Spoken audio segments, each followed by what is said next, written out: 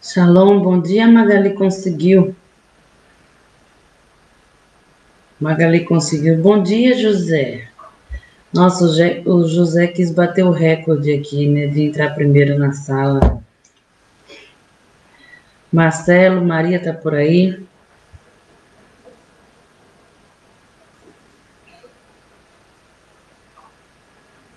A Fran, bom dia, Fran, Deus abençoe.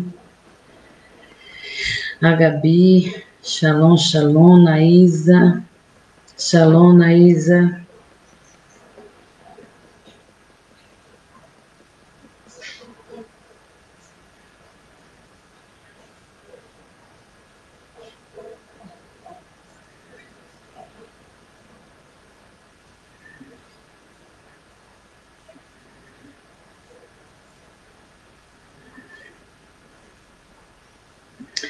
Que mais?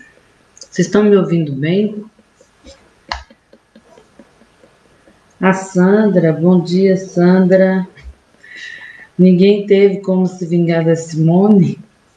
Jaqueline, shalom, shalom. Bom dia a todos.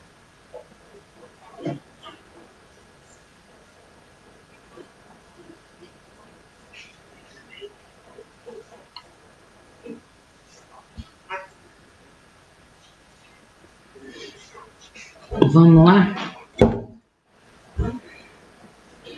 Adriana. Gente, a Adriana tá tão aplicada nessas aulas, né? A Simone.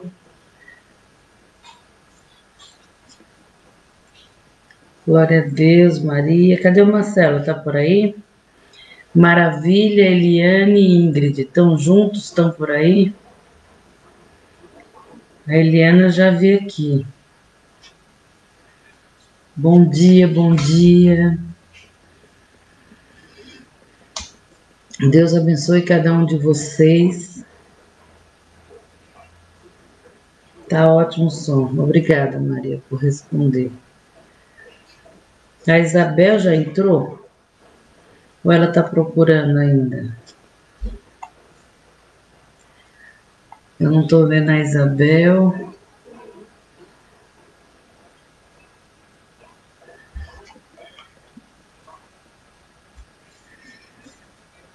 Mandaram um link lá no grupo da escola. É estranho, né, o Maravilha ficar junto com a Eliane, porque quando ele tá sozinho, ele fica lá falando, né? Deus tremendo, maravilha, glória a Deus. Ah, Luci, bom dia. Você conseguiu, Luci? Achei que não ia conseguir. Shalom, irmão. Só tá faltando entrar a Isabel. Ela estava lá no grupo da escola dominical. E eu não tô vendo ela aqui.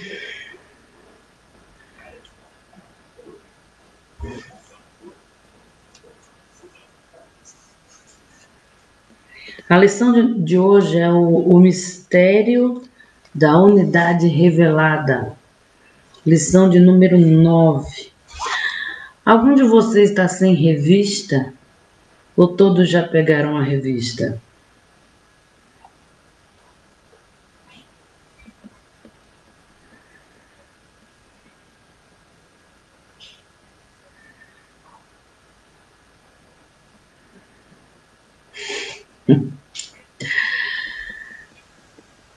Gente, só dá um alô para a Isabel, que eu não estou vendo ela aí. Isabel, se você estiver aqui, se manifeste para a gente começar a aula, que você estava lá no grupo agora e eu não estou te vendo aqui.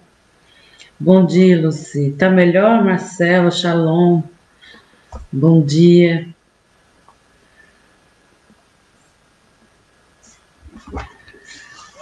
Lição de número 9. Tá ok, Adriana. Eu vou providenciar uma.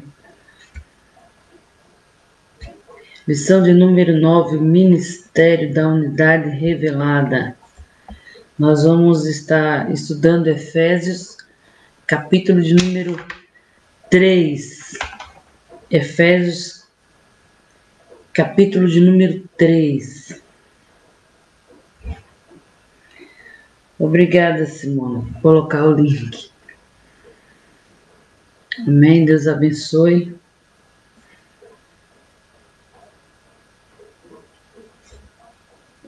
Efésios, capítulo de número 3. Quem não tem revista, pode acompanhar pela Bíblia. Amém? Então, eu vou ler o texto áureo, o qual... Você não está no grupo da escola dominical, Adriana? O do WhatsApp? Eu achei que você já estava lá. Então, me lembra de te colocar mais tarde, quando acabar a aula. Porque se eu entrar no WhatsApp, parece um monte de mensagem. E o povo acha que eu estou online, que eu não estou fazendo nada. Aí fica colocando um monte de interrogação para me ler as mensagens e eu não posso entrar agora. Efésios capítulo 3, verso 5, texto áureo diz assim: o qual no outro século não foi manifestado aos filhos dos homens. Eliane, estou sem revista. Eliane, você não pegou revista?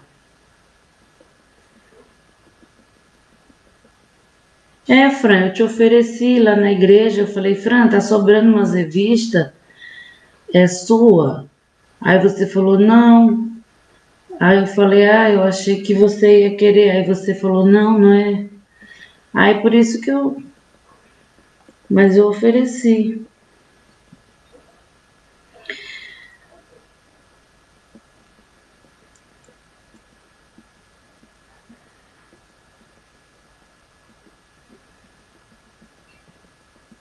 Fala, Eliane, pastora. Texto áureo, o qual noutros séculos não foi manifestado aos filhos dos homens, como agora tem sido revelado pelo Espírito aos seus santos e profetas.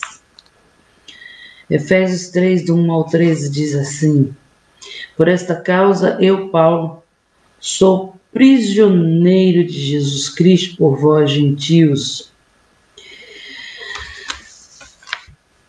A Fran não está no grupo da escola dominical?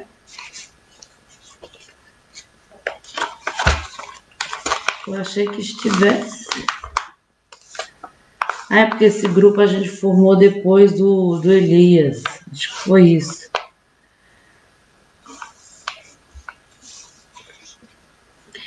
Leitura bíblica de Efésios 3 diz assim: por esta causa eu, Paulo, sou prisioneiro de Jesus Cristo por vós, os gentios, se é que tendes ouvido a dispensação da graça de Deus para convosco que me foi dada, como me foi este mistério manifestado pela revelação, como acima em pouco vos escrevi. Aqui acima um pouco, capítulo 2. Pelo que quando, verso 4, ledes e podeis perceber a minha compreensão do mistério de Cristo. Então, Efésios, capítulo de número 3, nós estudamos Efésios capítulo 2, Efésios capítulo 1, agora nós vamos entrar no capítulo de número 3. Verso 5, no qual noutros séculos não foi manifestado aos filhos dos homens, como agora tem sido revelado pelo Espírito aos seus santos apóstolos e profetas. A saber que os gentios são co-herdeiros e em um mesmo corpo e participantes das promessas em Cristo pelo Evangelho, do qual fui feito ministro pelo dom da graça de Deus, que me foi dado segundo a operação do seu poder. A mim, o mínimo de todos os santos, me foi dada esta graça de anunciar entre os gentios, por meio do Evangelho,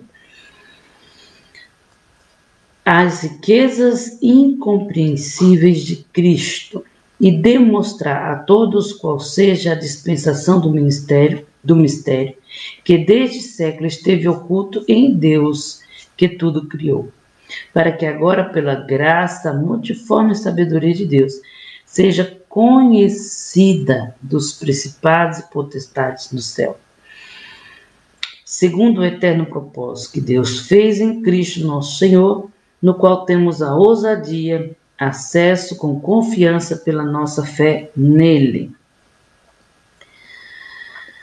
No qual temos também, portanto, vos peço que não desfaleça nas minhas tribulações por vós, que são a vossa glória.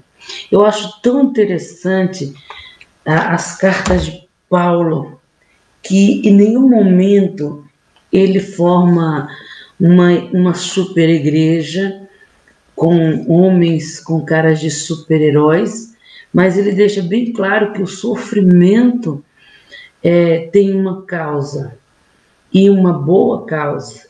E ele convida a igreja a participar com ele dos sofrimentos, porque o que ele sofre, em outras cartas, ele diz, é por uma boa causa. Na carta de Timóteo, ele diz que o meu sofrimento é por uma boa causa.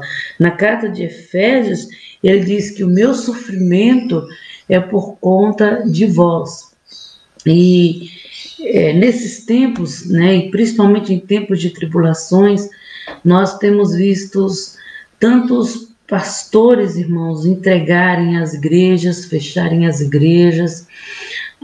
Eu vi um pastor com 70 membros, de uma igreja de 400 membros, ele entregar a igreja, e tantos outros pastores que têm feito isso devido às tribulações desse tempo. E isso me mostra o quanto esses homens estão sozinhos na luta no ministério. Por quê? Por conta da forma em que a igreja vinha sendo conduzida nesses tempos. Nesses tempos, a igreja ela se tornou um povo independente, como se não tivesse pastor, como se não tivesse regras, como se não tivesse obediência, usando a graça para viverem uma vida dissoluta e de rebeldia, e fazendo com que muitos homens de Deus andassem, vamos dizer assim, oprimidos, né? Eu vejo isso nos tempos de hoje com as pessoas sobrecarregando a vida de um pastor, principalmente quando se trata de sofrimento.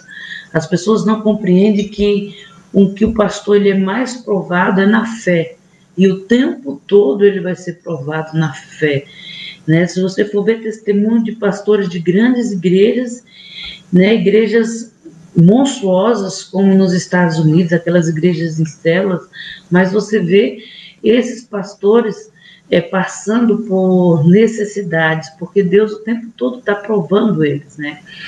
E as pessoas criaram uma visão nessa doutrina da graça distorcida, de que pastor ele não pode sofrer porque ele é super poderoso, porque Deus está na vida dele, e se está faltando alguma coisa é porque Deus não está com ele, Deus não está no negócio, e começou a gerar isso na vida da igreja.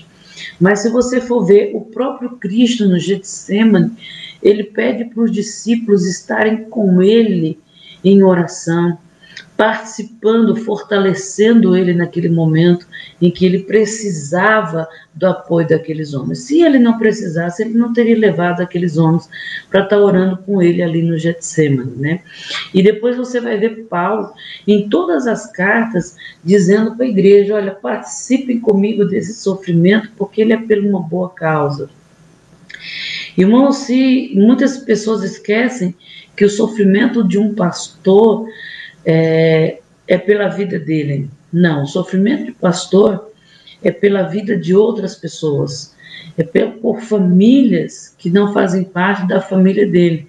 Ele se coloca numa brecha de famílias a qual ele começa a sofrer coisas que ele não precisava sofrer, mas ele se coloca ali reconhecendo o seu chamado. Então, Paulo, ele ensina a igreja a apoiar os pastores. Você pode ver isso na carta de Timóteo, que é uma carta pastoral, e você vê isso em todas as cartas quando Paulo está aconselhando a igreja. Então ele fala no verso 13: pois as minhas tribulações são por vós. Irmãos, quantas tribulações nós não temos, nós pastores, não temos passado por conta das famílias da igreja. Quantos pratos o diabo não oferece todos os dias, dizendo, você não precisa disso, você não precisa estar aqui, né? E a gente se coloca como Cristo se colocou no Getsemane, Pai, seja feita a tua vontade, né? Então, que você possa nessa manhã começar esse estudo sendo participante da Igreja de Cristo, não somente nas bênçãos, não somente na vitória, não somente na fé, mas nas tribulações, sabendo que as tribulações também fazem parte de você, pois é por uma boa causa as tribulações da igreja. Amém? É pela vontade de Deus. Então, Efésios, capítulo 3, é onde nós vamos estudar, e a revista, ela fala do ministério oculto no Antigo Testamento. Os gentios ignoravam a promessa e os judeus pensavam ser unidos e únicos beneficiários dessa promessa. Porém, ambos desconheciam o mistério que estava oculto. Então, no primeiro tópico da revista, diz assim: o conceito bíblico de mistério, que é mysterion, a palavra mistério significa segredo ou doutrina secreta. Indica alguma verdade divina que esteve oculta e passou a ser conhecida. Não se refere a algo misterioso que somente alguns poucos iniciados possam compreender, como ensinavam alguns adeptos dos falsos misticismos. Pelo contrário, no cristianismo significa uma verdade que esteve encoberta e agora foi desvendada em benefício a todos. O subtópico diz: o desconhecimento do mistério. Para compreender em que sentido o mistério esteve oculto desde as outras gerações, é preciso pôr em foco o advérbio como que aparece no texto em valor circunstancial. No outro século não foi manifestado como agora, a expressão como indica no Antigo Testamento. Esse mistério não foi dado a conhecer tão claramente como agora, foi desvendado pelo Espírito. Isso não quer dizer que antes da Nova Aliança ninguém tomara conhecimento acerca desse mistério, ou seja, as bênçãos que os gentios também participaram. No subtópico de número 3, o mistério e os profetas da Antiga Aliança. Os escritores do Antigo Testamento não apenas conheciam a respeito das bênçãos prometidas aos gentios, eles fizeram menção delas. O que esses profetas não sabiam era como que isso iria acontecer, como que Deus faria algo totalmente novo, que as barreiras raciais e religiosas seriam rompidas por meio de Cristo, que judeus que gentios seriam um só povo, integrante do mesmo corpo. A igreja, o mistério oculto de Deus. O mistério revelado no Novo Testamento, isso está no tópico de número 2. O plano divino oculto quanto à Igreja de Cristo e a ênfase paulina acerca do mistério revelado aos apóstolos e profetas. O subtópico diz: revelado aos apóstolos e profetas. Ao fazer a abertura do capítulo 3 em Efésios, Paulo destaca a sua condição de prisioneiro, o processo de sua vocação e como lhe foi este mistério manifestado para a revelação. Em passagem correlatas, Paulo deixa claro que não recebeu o seu apostolado de homem algum e que a doutrina que ensinava não aprendeu com homem nenhum, ao que ser enviado aos gentios não consultou também a ninguém. Significa dizer que a chamada e a doutrina e a comissão lhe foi devidamente confiada pela revelação de Cristo. Vamos abrir Um parênteses aqui. Muitas pessoas pegam um texto como esse e diz que não precisa ter uma liderança espiritual, não precisa de conselho, não precisa de um guia espiritual, enfim. E elas usam isso para uma libertinagem. Paulo está deixando bem claro que Pedro não ensinou para ele sobre o mistério, o mistério dos gentios. Paulo está dizendo que os apóstolos não escolheram ele como apóstolo, não colocaram ele na reunião, ele não esteve participando lá em Atos, capítulo de número 4 ao 6, né, das reuniões apostólicas, ele não esteve presente no princípio da igreja, a não ser para matar, assassinar e prender os seguidores do caminho. Então, Paulo está deixando bem claro que essa revelação que ele traz é completamente divina pelo próprio Espírito de Deus, né? Por isso que ele diz, não foi de homem algum, né? E você ouve muito essa expressão das pessoas usarem isso para uma libertinagem dentro da igreja. O apóstolo assegura ainda que o mistério oculto foi revelado pelo Espírito de Deus e ele e os demais apóstolos e profetas. Ele indica que o mistério divino não poderia ser desvendado por meio do raciocínio intelectual. Portanto, o apóstolo enfatiza que o mistério foi dado a conhecer por meio da revelação do Espírito e não por sabedoria humana. Subtópico 2. O mistério oculto revelado. Em termos gerais, o mistério revelado é a igreja. Essa revelação começa pela declaração de que o Pai idealizou tudo desde sempre e prossegue com a execução da obra de Cristo e também com a criação de uma nova humanidade, como também a união de gentios e judeus como família de Deus e corpo de Cristo, e a comunicação dessas verdades aos santos apóstolos e profetas. Por fim, o anúncio dessas dádivas do mistério revelado recai sobre a responsabilidade da igreja para que a multiforme sabedoria de Deus se torne conhecida. Significa que a própria igreja é a principal agência divina dessa divulgação, desse mistério, a fim de unir todos os homens em um só povo por meio de Cristo. Olha que interessante. A igreja é constituída de gentios e judeus e ela tem um encargo de anunciar o grande mistério de Deus, que é a unificação de todos os países e povos, de todas as nações, em um só povo, né? E ele inclui na nação judaica, né? Por isso que diz que nós somos enxertados.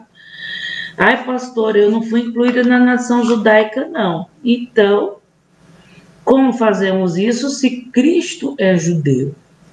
Se ele nasceu da raiz de Davi, da tribo de Judá, se ele é da raiz de Jessé, né, ele tem uma linhagem, a linhagem do nosso Messias é judaica, e Paulo deixa isso bem claro.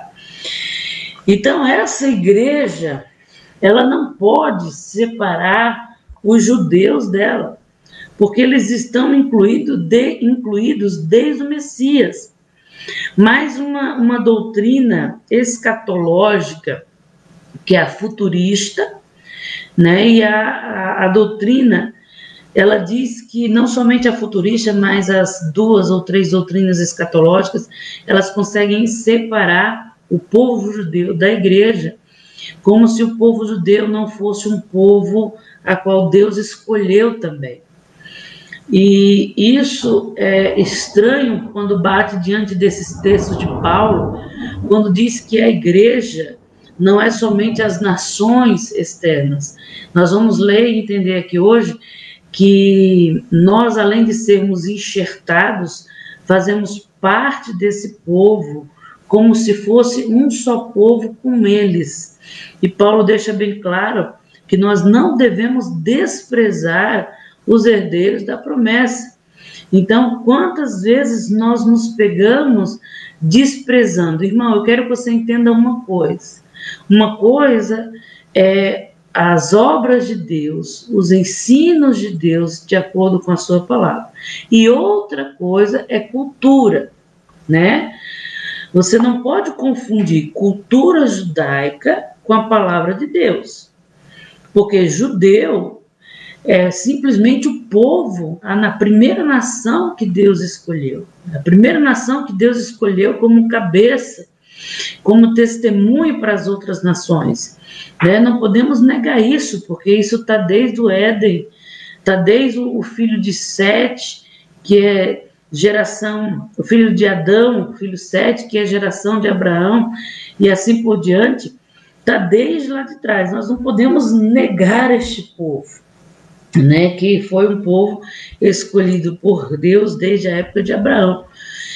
Então, não tem como nós excluirmos isso da palavra de Deus e fazer de conta que isso não existe, né? Na escatologia, nós precisamos entender que a igreja é tanto judeus como gentios, e todos fazem parte agora de um só corpo, e esse é o grande mistério de Deus.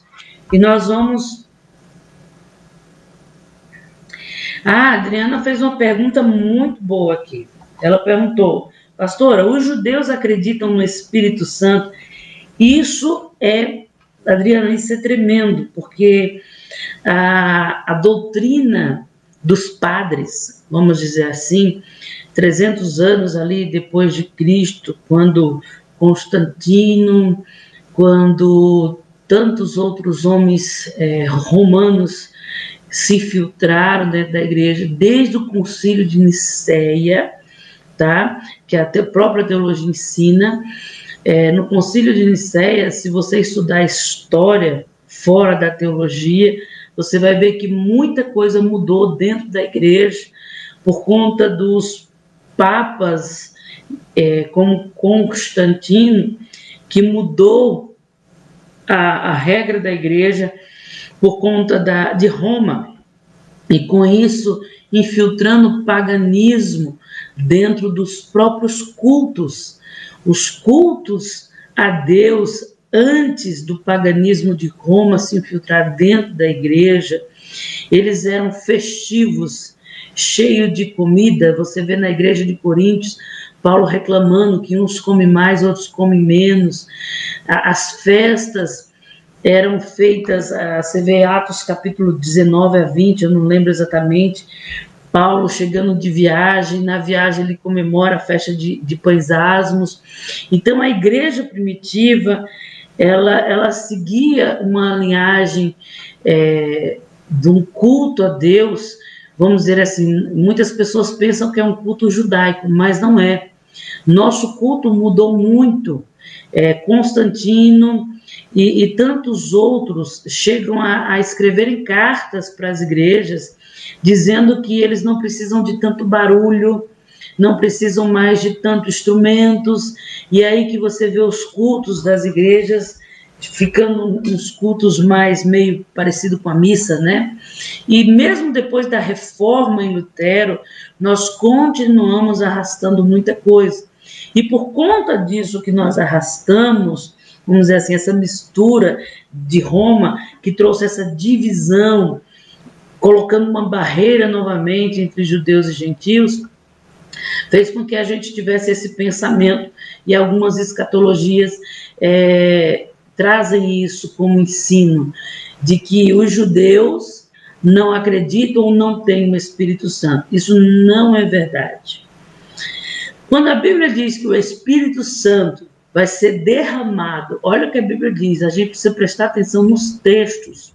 Por isso que é tão importante o português, né? Quando a Bíblia diz que o Espírito Santo vai ser derramado sobre toda a carne, significa que Brasil não tinha Espírito Santo, que africano não tinha Espírito Santo, Estados Unidos não tinha Espírito Santo. Somente quem nascesse e fosse da linhagem judaica é que tinha acesso ao Espírito de Deus. Quando a Bíblia diz que Deus derramou do mesmo espírito de Moisés sobre 70 homens, não quer dizer que aqueles homens não tinham o Espírito Santo, não.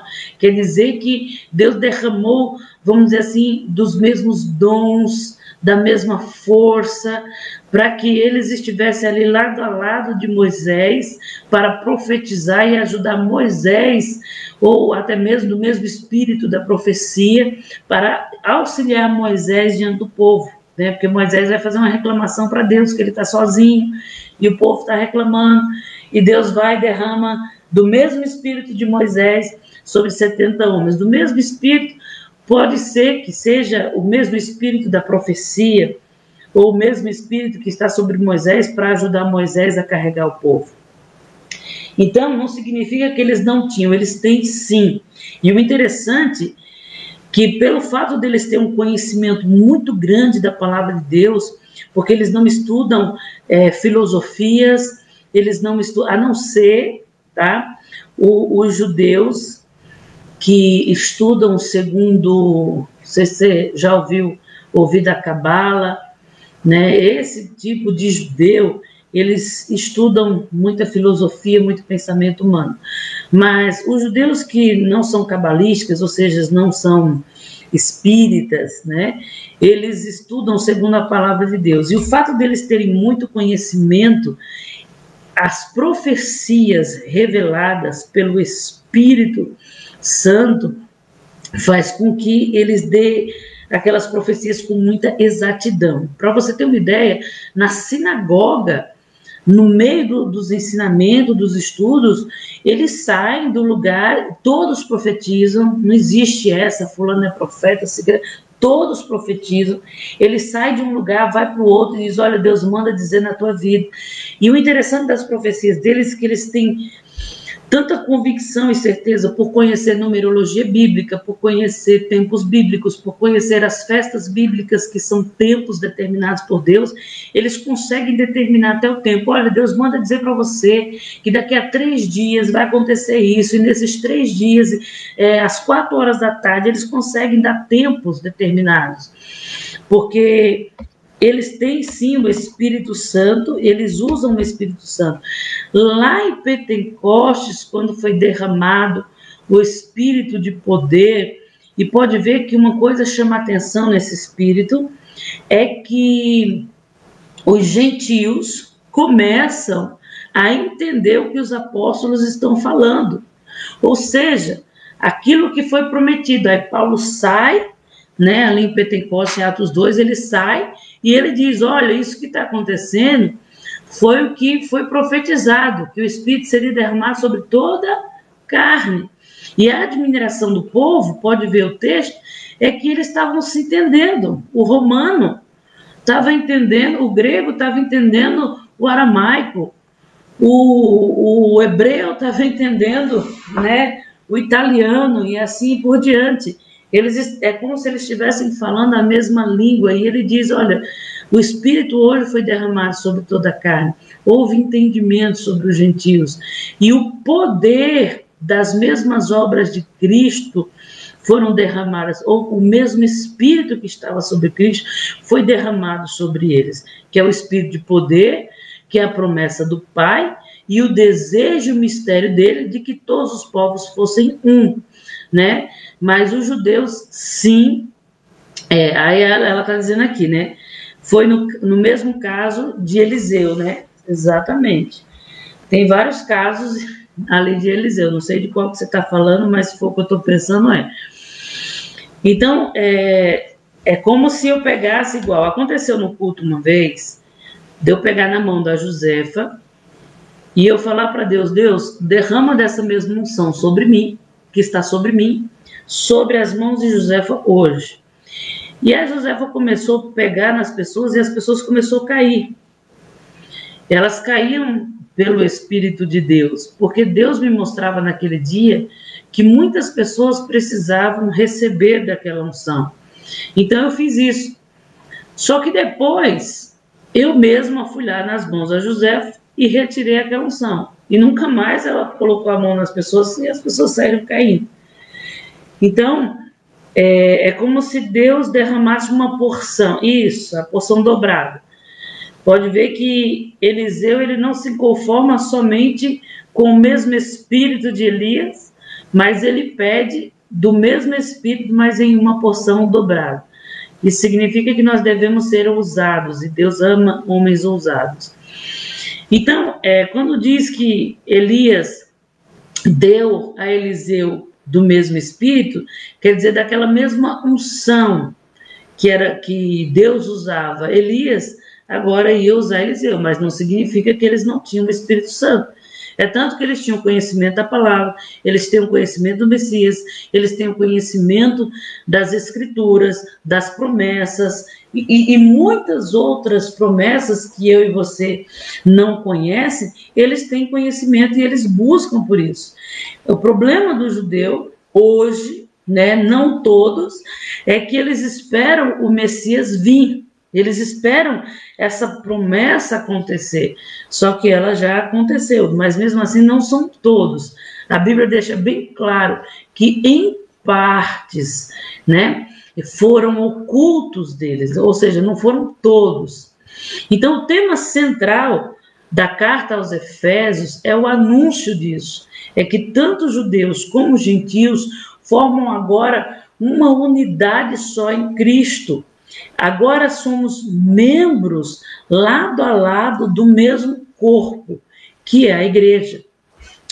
No presente momento, essa igreja, que se formou o mesmo corpo, está assentada nos lugares celestiais. No futuro, vamos compartilhar dessa glória como cabeça de todas as nações. Aí o tópico, o subtópico, fala o mistério oculto no Antigo Testamento. Paulo, ele revela no capítulo 2 de Efésios que nós éramos, eu e você, gentios, éramos escravos da carne, do mundo e do diabo. Ele revela ainda a triste situação dos gentios, que estavam separados das promessas. Veja que os judeus, eles conheciam cada promessa, e principalmente o que nós já estudamos aqui, as promessas feitas a Abraão. Então, eles sabem o que eles esperam, eles sabem o que Deus tem para ele, mas eu e você, como gentio, até o capítulo 2 de Efésios, Paulo estava dizendo que nós estávamos separados disso, nós não tínhamos entendimento disso. E é por causa, Paulo deixa bem claro no versículo 13, que é por causa desse mistério, a qual Paulo agora está revelando que ele estava preso em Roma, que ele estava preso e suas prisões eram por conta dessa revelação que agora ele trazia, né? Porque se você prestar atenção, quem mandou prender Paulo foram os judeus. E ele deixa bem claro que a fúria desses homens é por conta desse mistério que Paulo está trazendo por revelação divina e não por vontade humana. Então, o que realmente pôs Paulo nas prisões é ele pregar o evangelho de Cristo. E que tanto gentios e judeus faziam parte agora das mesmas promessas. Então, foi isso que, mais de qualquer outra coisa, deixou os judeus furiosos. Porque por judeu, por exemplo, você vê Raabe, ela entra como uma judia, mas ela tem limites ali como judia diante daquele povo. Mas nós, como gentios, que fomos enxertados na mesma videira, na mesma raiz, nós não temos restrições mais. Nós fazemos parte das mesmas promessas como se fosse o próprio povo judeu. Por isso que Paulo vai dizer que judeus são mais aqueles de coração do que até mesmo aqueles da própria raiz. Então foi esse estilo de mensagem que culminou no coração judeu a prisão de Paulo, tanto em Jerusalém como subsequentemente em Roma. Os crentes de Éfeso, com certeza, perguntaram para Paulo o motivo da sua prisão, né? E ele deixa bem claro que o motivo da prisão dele foi a causa dos gentios, né? E ele começa explicando: por causa dos gentios é que eu estou preso, por pregar a mesma promessa, o mesmo evangelho. Não era simplesmente falar para os gentios, olha, vai vir o Messias, como Jonas pregou, arrependei-vos, arrependei-vos. Não.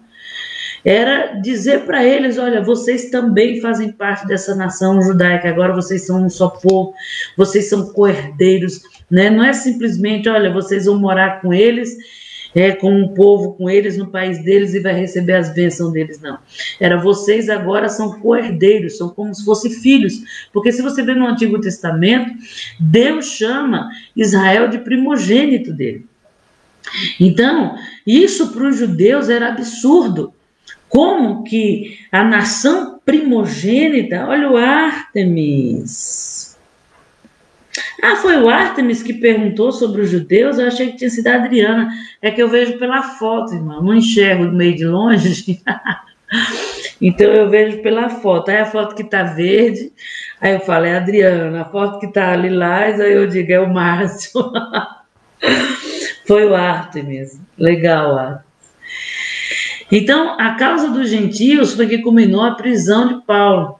E Paulo, ele prega que os gentios foram reconciliados com Deus, reconciliados também com os judeus, como um só povo, como uma só nação.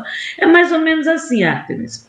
Você está morando com seu pai, com a sua mãe, aí de repente chega um jovem em casa, com o mesmo nome que você, nasceu na tua cidade, na mesma cidade, no mesmo hospital.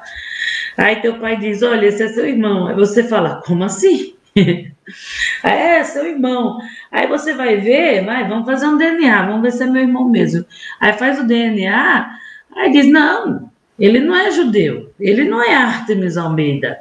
Aí o seu pai diz, não, mas agora ele é. E ele vai receber, aí aquela herança que você achava que era só sua, vai ter que dividir com aquele irmãozinho. Mas a questão aqui dos judeus não era dividir, é que não tinha compreensão na mente deles de que Deus aceitaria as outras nações como filhos. Para eles, eles eram os primogênitos de Deus. E agora Paulo, ele começa a pregar que esses gentios foram chamados por Deus não somente para ser participantes das mesmas promessas, mas que Deus em Cristo estava formando um só corpo em Cristo. Irmãos, isso para o judeu era uma blasfêmia, porque para o judeu o templo era como se fosse o corpo do próprio Deus, e tudo isso tem um significado muito extenso, é um estudo muito longo. Por isso que Cristo se coloca na porta do templo e diz, esse templo vai ser destruído e em 3 dias eu vou levantar. Né? Ele está falando, os judeus que conhecem a Torá, que conhecem os ensinamentos, eles olharam para Cristo e disseram, esse cara está doido, está blasfemando. Como que ele diz que o templo vai ser destruído? Como que o próprio Deus, para eles, né, vai ser destruído? Como que o corpo ao qual nós habitamos dentro dele vai ser destruído? Esse cara está doido, vamos apedrejar esse cara. Né? Foi o que eles pensaram. E Cristo estava dizendo exatamente isso, que o corpo agora não era mais aquele templo, mas era ele mesmo. Então isso era uma blasfêmia. Aí agora, por meio do Espírito, da revelação, do poder, da pregação do Evangelho dos Apóstolos, lá em Atos 2 em diante, Paulo agora entra dizendo, não somente para vocês, um só corpo agora em Cristo, não mais no templo, mas agora os gentios estão no meio. Aí, meu filho, gerou uma revolta. Né? E esse era o grande mistério de Deus, que esteve completamente, plenamente claro no Antigo Testamento. Né? O conceito bíblico, nós vimos na revista, no grego de mistério, é mysterion, né? Que tem um sentido diferente na língua portuguesa. Na língua portuguesa, mistério, né? Tem outro sentido, é o sentido de obscuro, secreto, inexplicável, até mesmo incompreensível, um mistério, né? Mas no grego quer dizer que mistério é uma verdade que esteve oculta ao conhecimento dos homens. Esse é o significado de mistério no grego, uma verdade que esteve oculta aos conhecimentos dos homens, mas que agora, Paulo está dizendo, que foi desvendada pela revelação do próprio Deus.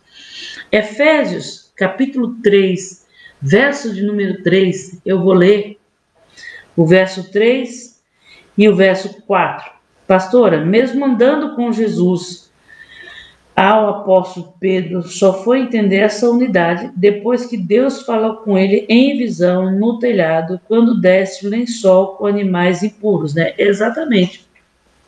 O próprio Pedro, que andou com Jesus, que esteve com Jesus, só queria pregar para judeu.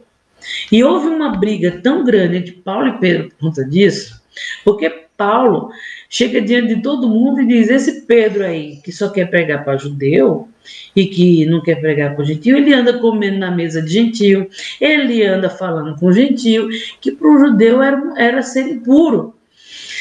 E isso torna uma contenda tão grande na igreja, que Paulo, em Colossenses, quando ele começa a escrever a carta, ele relata um pouco dessa contenda que ele teve com Pedro. Então, Pedro, ele não conseguia entender isso, somente quando Deus traz também por revelação daquele lençol de animais impuros e diz a Pedro: Pedro, não torne impuro aquilo que eu santifiquei. Então, Pedro entende que ele deveria também pregar aos gentios, né? Então, Efésios capítulo de número 3 diz assim: como me foi esse ministério manifestado pela revelação, como antes um pouco vos escrevi, ou seja, eu escrevi para vocês como foi esse ministério manifestado por revelação. Ele explica exatamente como que aconteceu. Então, Paulo chama esse mistério de o mistério de Cristo. Em Efésios capítulo 3, verso de número 4, diz assim: por isso, quando ledes, podeis perceber a minha compreensão do ministério de Cristo, o qual, noutro século, não foi manifestado aos filhos dos homens, como agora tem sido revelado pelo Espírito aos seus santos apóstolos e profetas, ao saber que os gentios agora são co-herdeiros de um mesmo corpo. Aquilo que eu expliquei do templo, para eles o templo era o corpo do próprio Deus.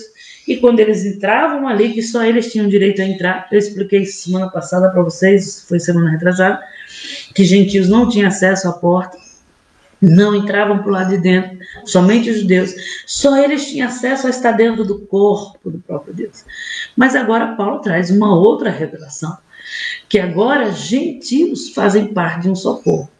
Aí os judeus vai e entende que o templo foi destruído e que agora o templo foi levantado por Cristo. Eles lembraram que Cristo estava na porta, disse que o templo, o corpo, ia ser levantado em 3 dias e era ele mesmo, e eles entendem isso. Você pode ver nos textos, quando os discípulos compreendem que o corpo que ele estava falando era o próprio corpo dele, que ele era o próprio Deus e que estaria ressuscitando.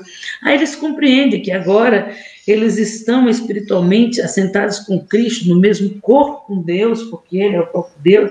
Aí quando eles conseguem compreender isso, aí vem Paulo e diz: agora os gentios também estão dentro desse corpo, como um só corpo e participantes das mesmas promessas em Cristo Jesus. Esta é uma verdade revelada por Paulo. Ele não descobriu por pesquisa, por estudar, por ser um filósofo, nem por informações de Pedro, de Paulo, de Maria, de ninguém, mas por revelação do próprio Deus. A Maria está dizendo: eu estou lendo o Levítico sobre os puros e impuros da lei de Moisés. Muita coisa mudou nessa tese, porém, tem determinações do próprio Deus que ainda prevalecem.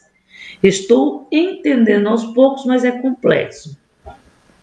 Levíticos fala tanto da lei do culto como da lei sacerdotal, tá, Maria? Isso são leis para sacerdotes levíticos. Aí você diz: então não tem nada a ver comigo. Eu sou geração santa, sacerdócio santo e também faço parte do culto a Deus.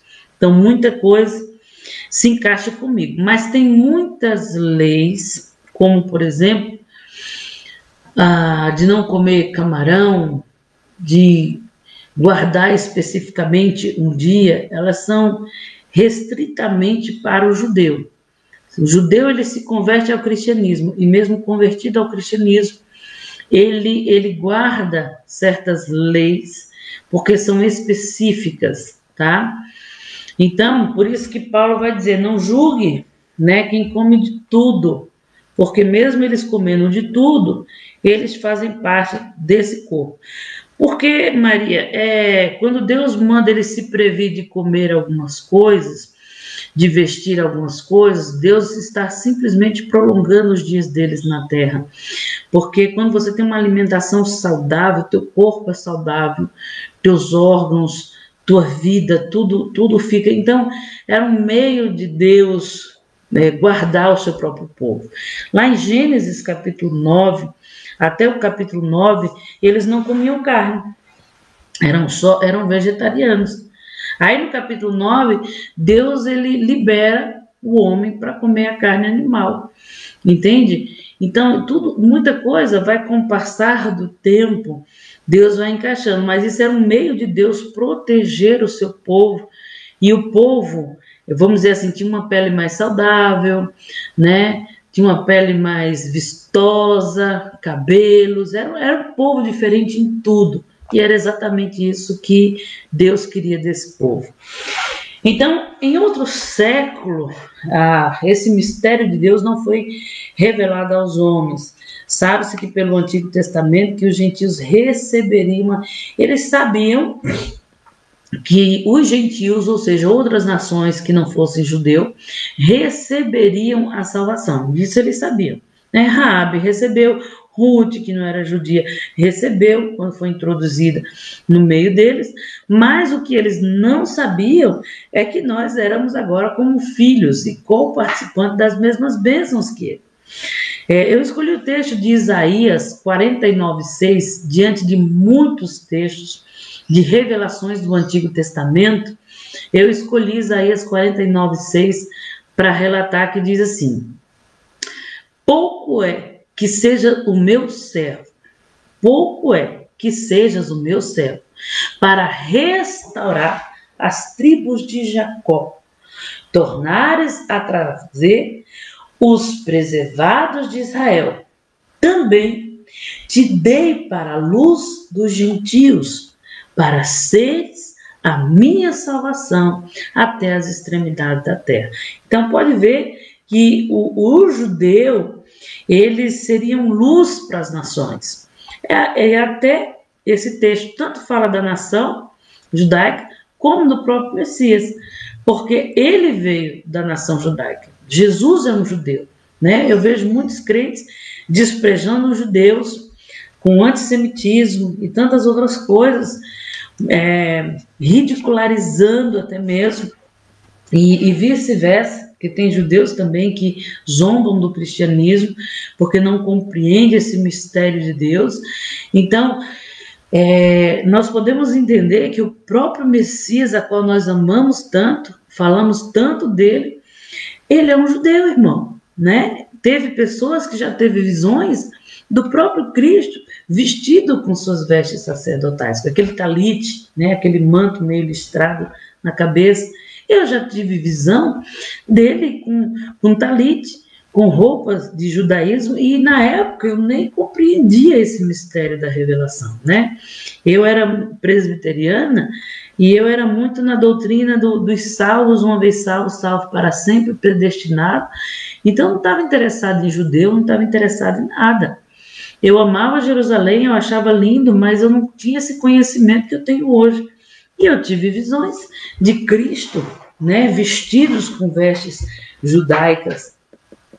Então não podemos desprezar, porque a nação de Israel, ela foi escolhida por Deus para ser luz para as nações. Isaías 49, verso 6, deixa isso bem claro. Então no Antigo Testamento, que estava bem claro pelos profetas, de que as nações iriam ser salvas. Mas o que eles não entendiam e que não tinha sido revelado no Antigo Testamento é que gentios e judeus se tornariam um só corpo com Cristo. Aí, voltando lá aquele texto, que Jesus está na porta do templo, lembrando que toda vez que Jesus ia ensinar alguma coisa, ele ensinava na prática. Então ele vai para a porta do templo, na entrada do templo, e ele diz: esse templo aqui que vocês conhecem vai ser derrubado. E agora, em 3 dias, esse templo aqui vai ser levantado.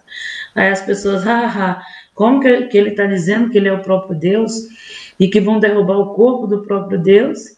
E como que o corpo do próprio Deus vai ser levantado nesse homem aí? Né? Mais ou menos isso que eles pensam.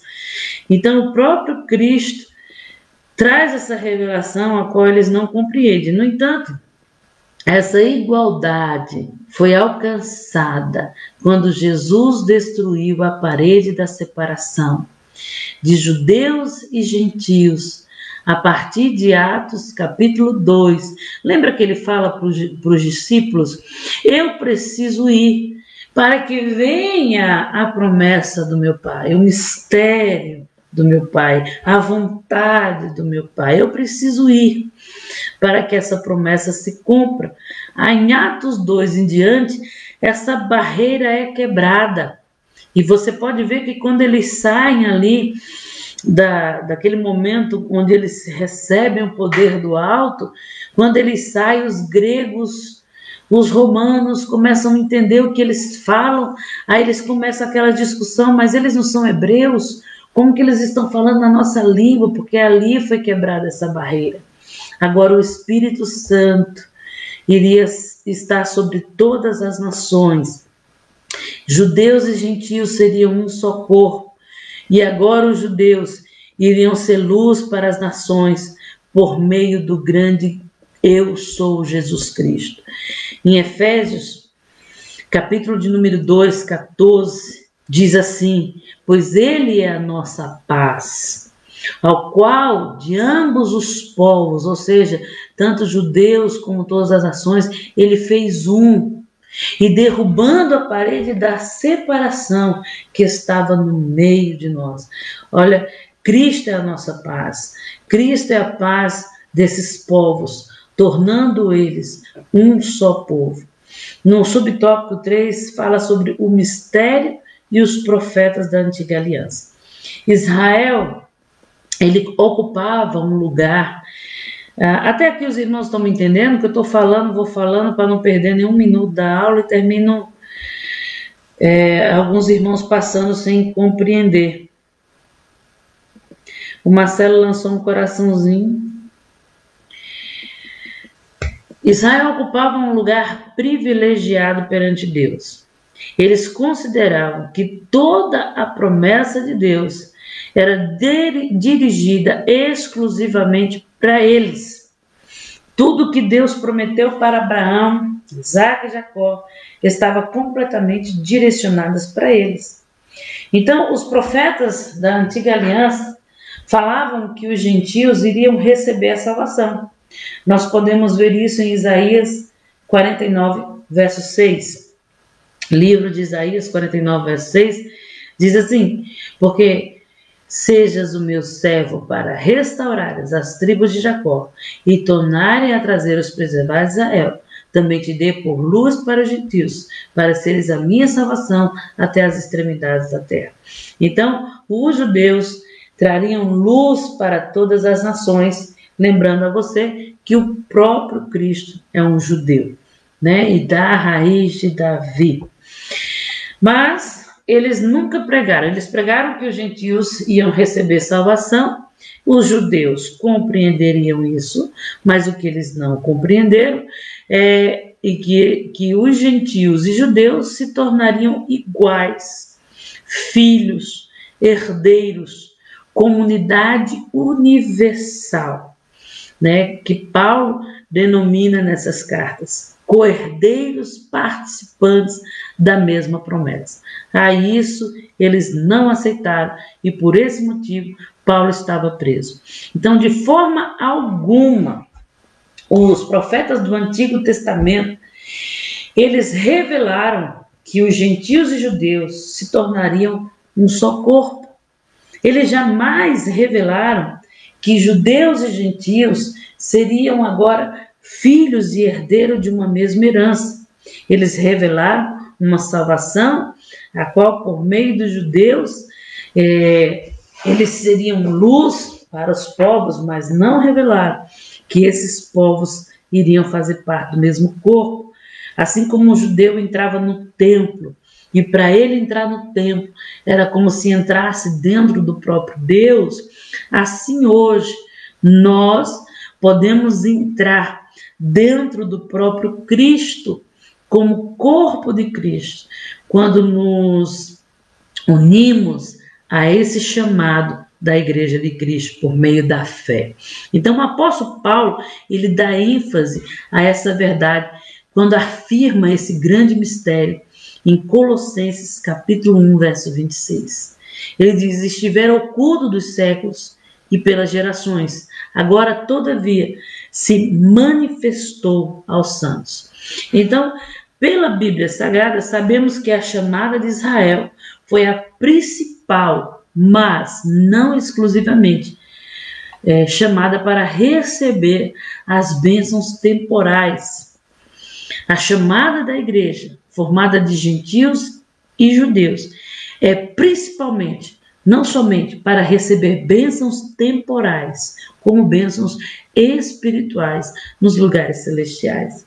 Então, para um judeu, não tinha como eu e você receber a mesma herança de Abraão. Sabe aquela passagem que diz: onde pisar a planta dos teus pés prosperareis? Sabe aquela passagem que diz que as trevas não te impedirão de prosperar, de prosseguir? Abençoarei os que te abençoarem, amaldiçoarei os que te amaldiçoarem. Por isso, irmãos, quando alguém fala mal de mim, eu procuro me calar ao máximo. Se você me vê muito calado, se você me vê muito distante, se você me vê, a pastora está muito ausente, irmão, eu estou me calando. Eu estou me calando diante das trevas, eu estou me calando diante da língua dos homens, porque quando eu me calo diante de Deus, eu sei que aqueles que me amaldiçoam serão amaldiçoados, mas aqueles que me abençoam serão abençoados. Nós carregamos essa herança temporal dessa terra, nós recebemos galardões nessa terra, sim. Nós recebemos essas bênçãos nessa terra, sim. Só não vive quem não quer, quem for besta, quem acha que vai ser uma alma cebosa, não, vamos dizer assim, uma alma penada a vida toda. Deus, ele tem bênção para o teu corpo, para a tua alma e para o teu espírito. Ele tem bênçãos para essa terra enquanto você vive, e ele quer que você viva o máximo possível para viver essas bênçãos, para que as pessoas vejam que você faz parte de uma promessa. É um desejo de Deus isso. Se Deus não quisesse te abençoar nessa terra, com o teu corpo a qual você está, Cristo não teria morrido nem ressuscitado. Ele não precisaria ter feito tanto sacrifício se Deus não se preocupasse com as tuas bênçãos aqui na terra também. Então esse Deus é dono das nossas bênçãos temporais, terrenas, como das bênçãos espirituais. E ele incluiu eu e você nessas bênçãos, coisa que os judeus não conseguiam entender. E é exatamente isso que Paulo começa a explicar, que no reino vindouro, o nosso Senhor Jesus Cristo agora seria o cabeça, junto com a sua igreja, de todas as nações. Por isso que o texto bíblico, quando relata a vinda de Jesus, relata que ele virá com todos os seus santos. Ou seja, ele virá, lembra que eu falei que quem vai ver a Deus é os santos e não os salvos? Então, quando fala que Jesus está descendo dos céus com os seus santos, não está falando com os seus salvos, está falando com os seus santos. Os santos verão a Deus.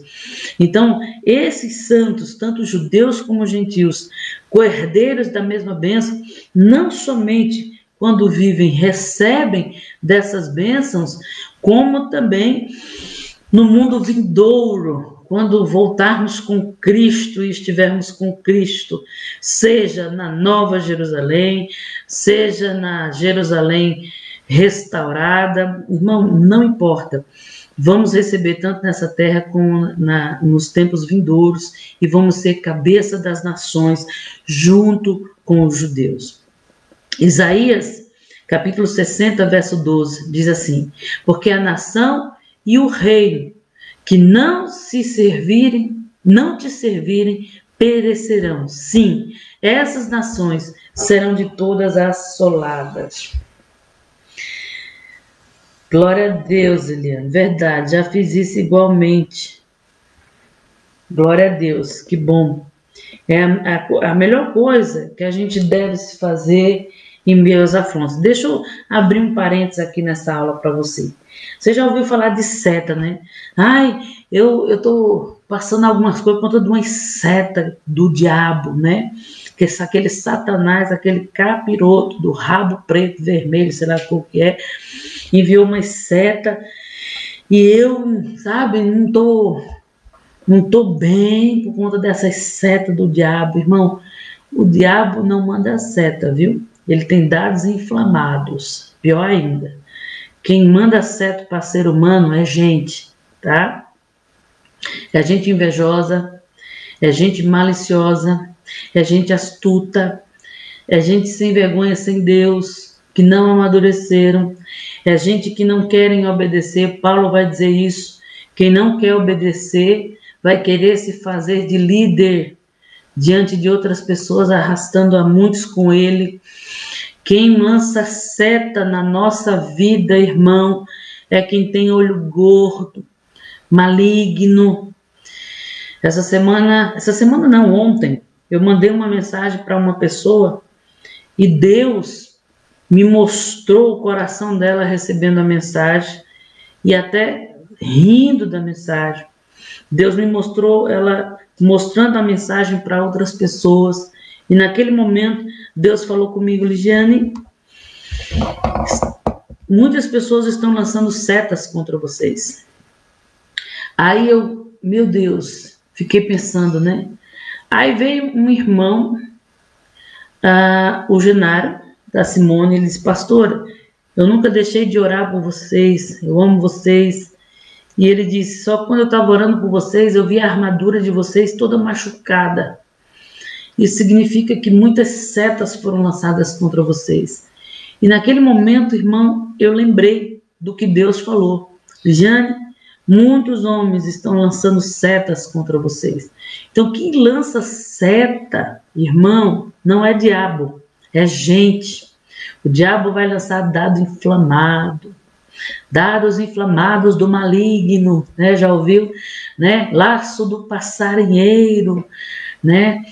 Ele vai oferecer esse tipo de coisa, né? Não pense que o diabo é um idiota que fica lá atirando à torta e à direita, não. Ele sabe onde ele atira.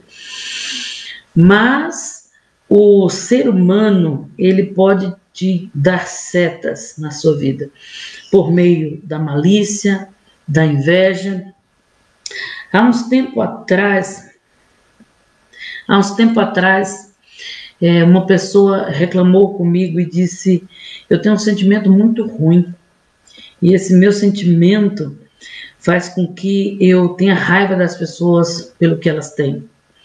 Então, um tipo de pessoa dessa, ela pode lançar seta na sua vida, tá? Só abrindo um parênteses aqui para que você entenda isso. Então, vamos voltar aqui. Isaías 60, verso 12 diz assim: porque a nação e o reino que não te servirem perecerão. Sim, essas nações serão todas assoladas. Outro parênteses aqui, vamos abrir. As nações que odeiam a Israel, as nações que lutam contra Israel, são chamados de bode, tá? Irmãos, não existe bode dentro da igreja de Cristo. Os bodes que a Bíblia fala são aqueles que se levantam contra Israel. As ovelhas que a Bíblia fala, que Jesus diz assim: colocarei as minhas ovelhas à minha direita e os bodes à minha esquerda. Você já ouviu esse versículo? Jesus está falando exatamente disso, das nações que não servirem a Israel perecerão, né? Essas nações serão assoladas. Por quê? Porque Israel tem uma promessa, lembra que eu falei temporais e espirituais, e essa promessa é de que eles são cabeça das nações.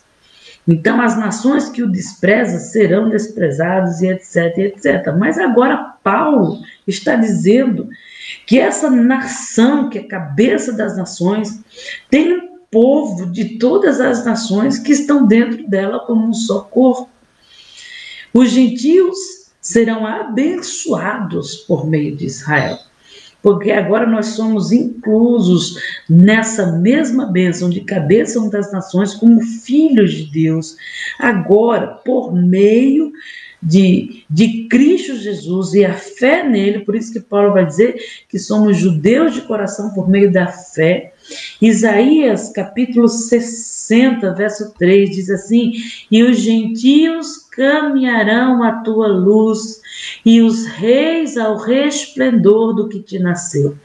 Os reis, ou seja, todos os governantes da terra, caminharão ao resplendor do que te nasceu. Quem foi que nasceu através de Israel? O Messias, Jesus, judeu. E os gentios, ou seja, todas as nações da terra vão caminhar à tua luz. Que está dizendo isso é Isaías. Aí você diz, tá, me prova no Novo Testamento, Romanos 11, 25. A Lucy está falando, temos um particular. Tá bom, Deus abençoe. Estou aprendendo aos poucos com a pastora. Amém. Simone, qualquer dúvida, vocês põem lá no grupo. Amém? Então, Romanos 11, 25 está dizendo assim: porque não quero, irmãos, que ignoreis esse segredo, para que não presumais de vós mesmos, que o endurecimento veio em parte sobre Israel. Ou seja, Paulo está dizendo assim: olha, irmãos, não ignore o segredo de Deus, de que judeus e gentios estão juntos na mesma herança. E não presuma de vocês mesmos isso, porque Deus trouxe o endurecimento em parte sobre Israel, ou seja, nem todos. Romanos 11, 25.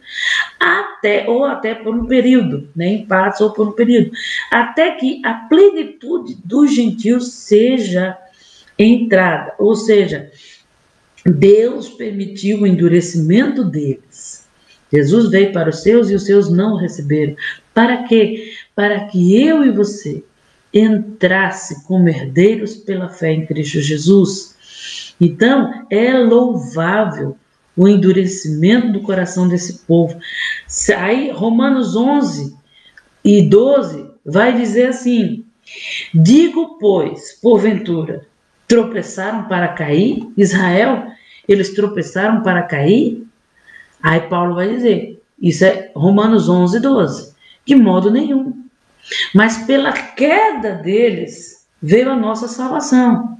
O endurecimento deles, quando você vê lá eles dizendo sacrifica, não receberam Cristo como Messias, o endurecimento do coração desses homens, né, trouxe salvação para mim e para a tua vida. E muitas vezes eu e você está tratando isso como uma parede de separação, né? Tipo, o povo sem vergonha, não merece Deus, não merece o Messias. Não, mas foi o próprio Deus que endurece o coração deles para que venha entrar nessa salvação e nessas mesmas promessas a minha e a tua vida.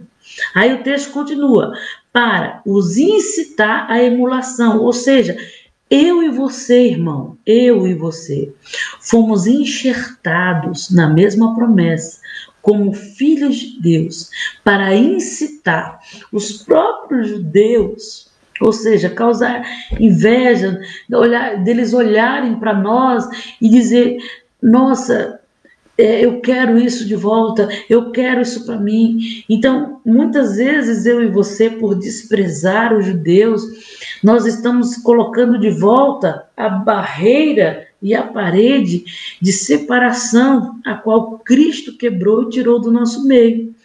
Nós também temos um chamado de excitar as nações e até mesmo incitar os próprios judeus de voltarem-se para Deus. Assim como eles tinham um chamado, esse chamado agora está sobre nós. Nós temos uma missão. Aí Paulo continua. Então a queda deles não foi, o tropeço deles não foi para que eles caíssem, mas para que viesse a salvação dos gentios. E se a queda deles trouxe riqueza do mundo e sua diminuição trouxe riqueza aos gentios, Paulo vai dizer em Romanos 11:12, quanto mais a sua plenitude. Então, irmãos, se essa nação que um dia tropeçou, um dia apedrejou Cristo, um dia desprezou o Messias, essa diminuição deles como povos da terra, a qual foram dispensados sobre toda a terra, a qual perderam muita herança, e agora imagina este povo, e tudo isso que aconteceu com ele trouxe salvação para o mundo.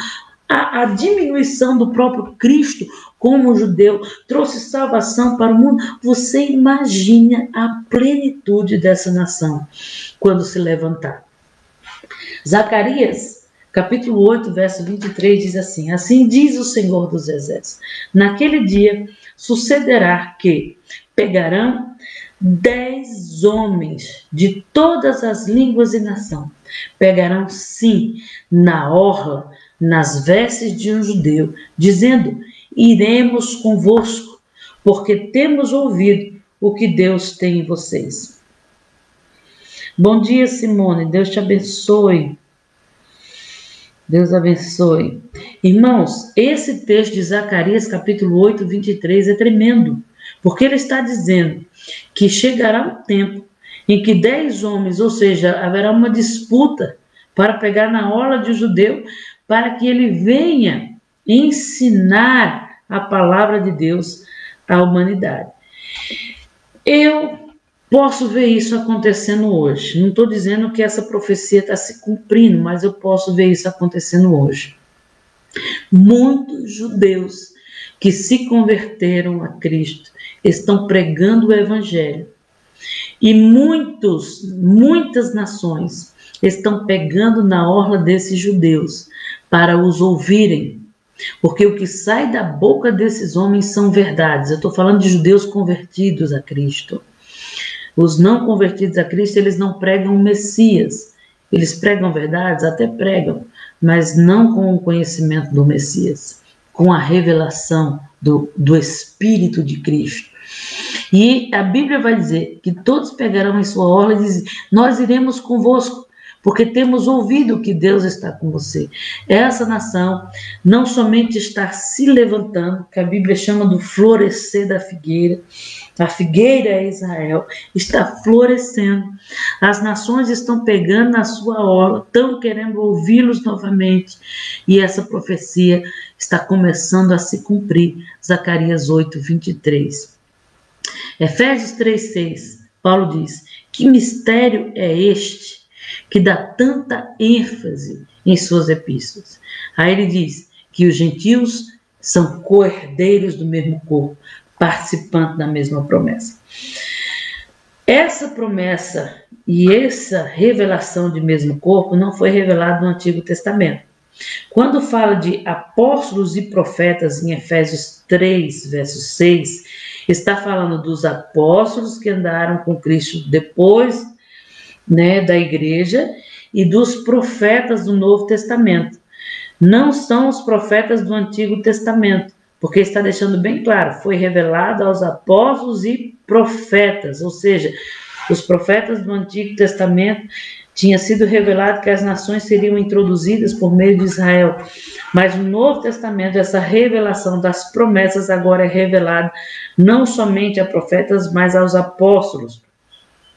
Efésios 3:5 diz assim: caso contrário, seria contraditório a primeira parte que diz que o mistério noutros séculos não foi manifestado aos filhos dos homens. Por isso, não era conhecido de que nós seríamos um só corpo e de que nós éramos participantes de uma herança.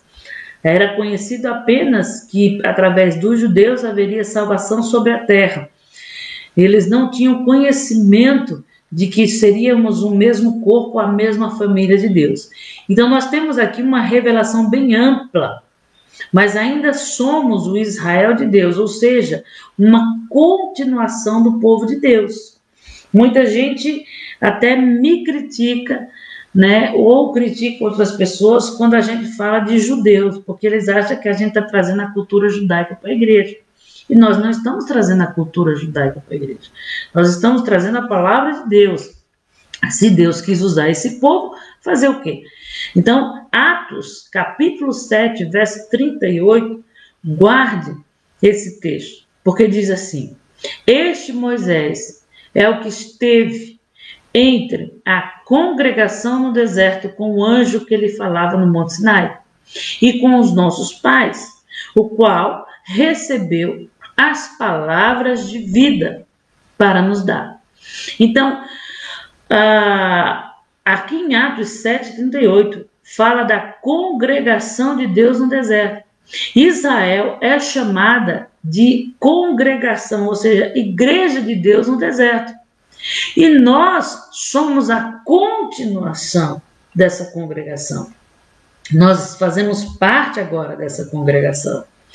O mistério oculto revelado, ou segredo que havia entre os gentios, é que nós somos herdeiros, membros em comum, comuns e participantes da promessa em Cristo Jesus, por meio do Evangelho. Em outras palavras, os gentios convertidos desfrutam do mesmo título que os judeus desfrutam, dos mesmos privilégios que os judeus convertidos desfrutam.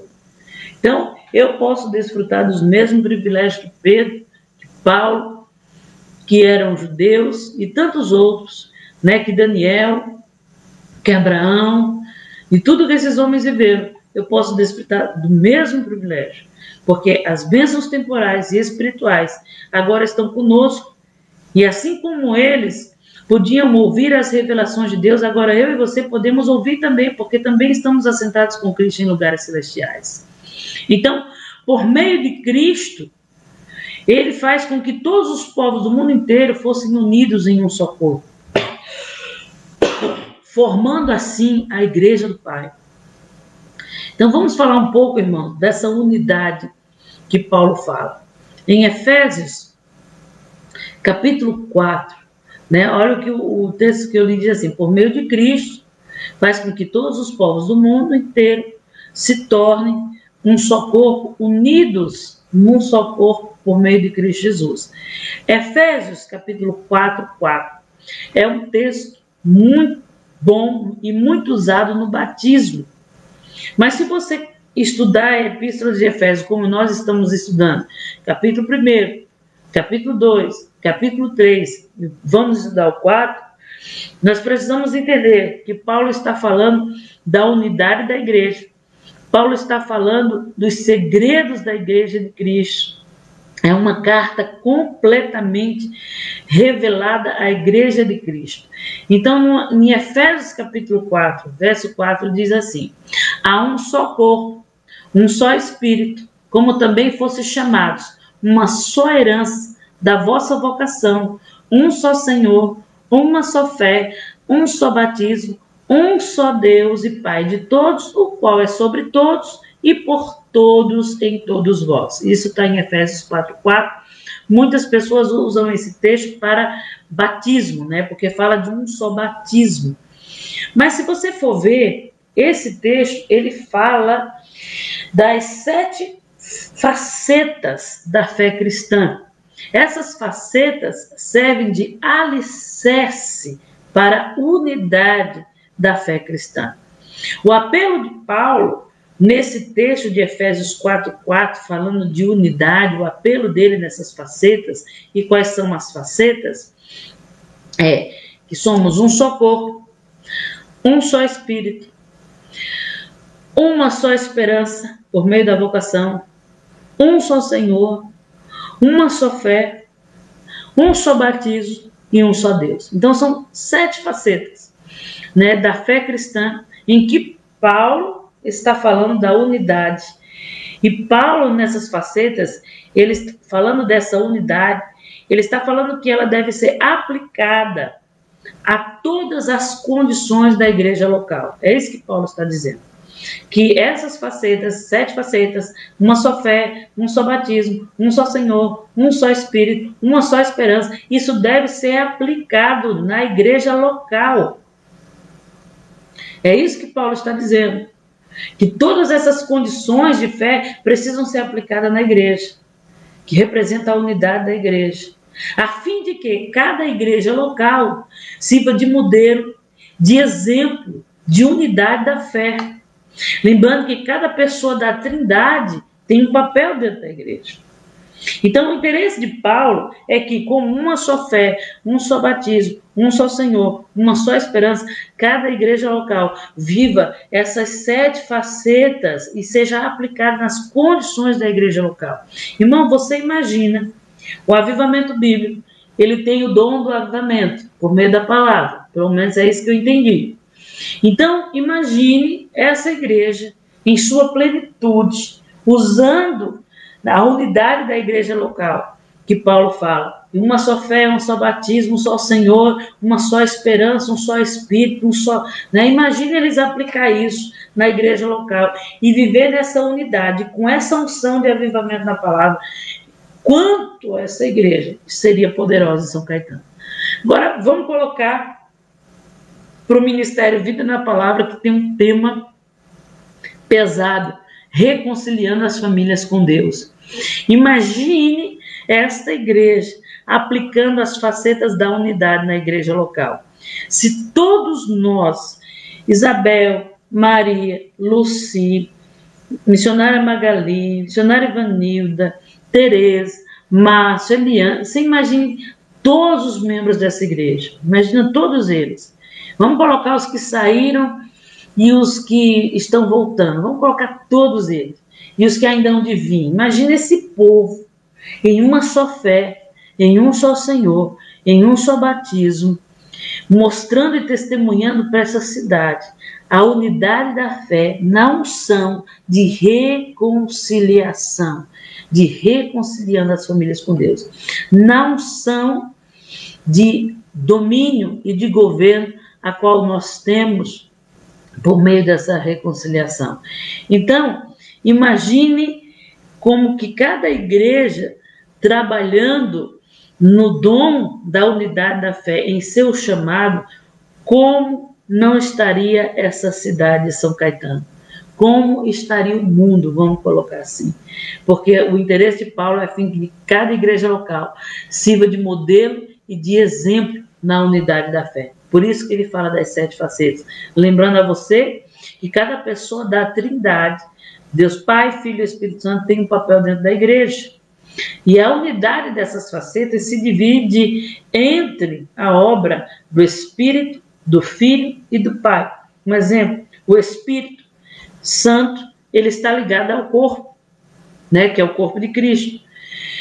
E a esperança está ligada tanto ao corpo como à esperança, através da obra do Espírito Santo, que é a libertação. Jesus, ele está ligado a uma só fé, a um único batismo, por meio de quê? Da salvação. A salvação vem por meio de Cristo, e o Espírito só opera com a libertação deste corpo, trazendo uma esperança para esse corpo de renovação por meio da obra de Cristo. E o Pai, qual a função dele? É o alicerce de toda a obra, é a promessa de toda a obra. É ele que trouxe, vamos dizer assim, o alicerce para essa edificação. Então, cada um tem um papel, tem a sua função, devido à ação do Pai, que é Pai de todos e Senhor de todos. Todas as igrejas locais se tornam agora universal, ou seja, uma só igreja.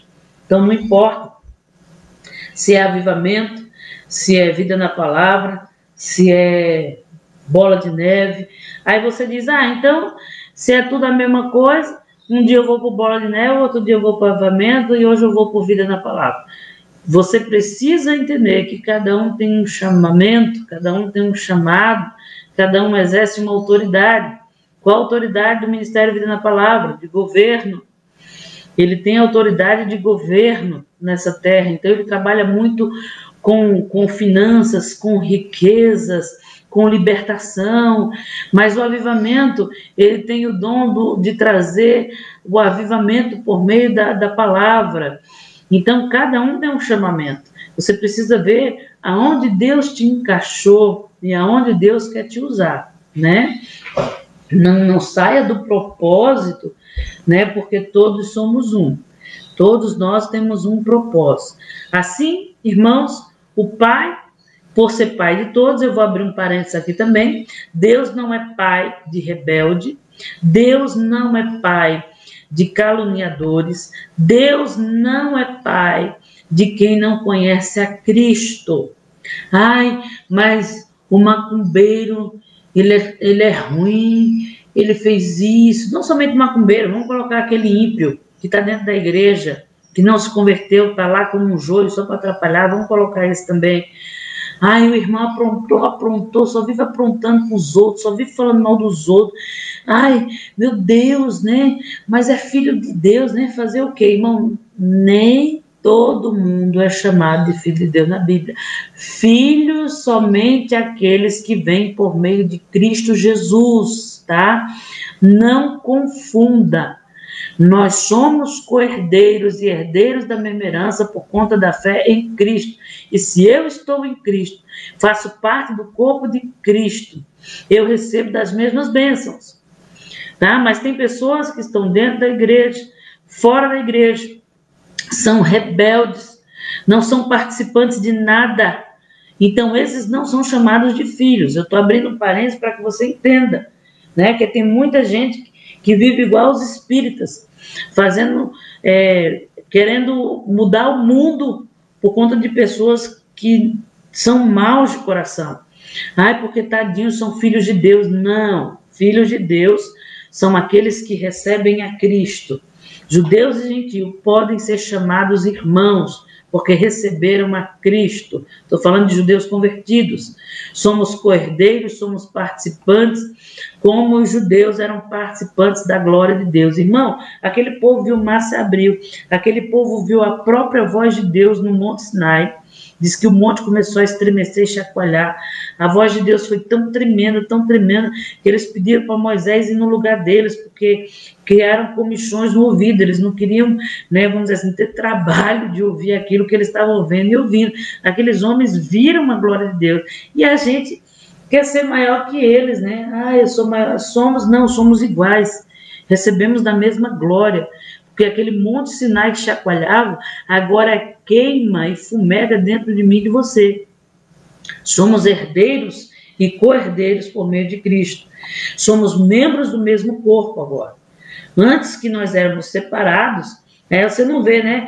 O Egito estava na frente do monte Sinai e Deus abriu o mar para os brasileiros. Não, você vê Deus abrindo o mar para os judeus. E agora somos membros desse corpo. Só os judeus podiam entrar no templo. Agora eu e você entramos no templo por meio de Cristo. E agora esse templo é o corpo do próprio Cristo, quando nos unimos. Por isso que é tão importante estarmos presentes na igreja. Quando nós nos unimos na igreja, no templo, nós somos um só corpo com Cristo. E estamos colocando em prática uma só fé, um só espírito, um só louvor, e ali nós somos abençoados por Deus. O que antes nós estávamos separados, com uma parede de inimizade, agora judeus e gentios fazem parte das mesmas promessas e estão unidos agora em um só corpo, como família de Deus e corpo de Cristo. Está em Efésios 2:11 e 3:6. Somos participantes e co-participantes da promessa por meio de Cristo Jesus, né? Muitas pessoas dizem, isso foi lá atrás, isso era para o povo judeu que eles viveram. Tudo que aquele povo viveu, nós podemos viver por meio de Cristo, porque agora nós somos participantes da mesma promessa, pelo poder do Espírito Santo.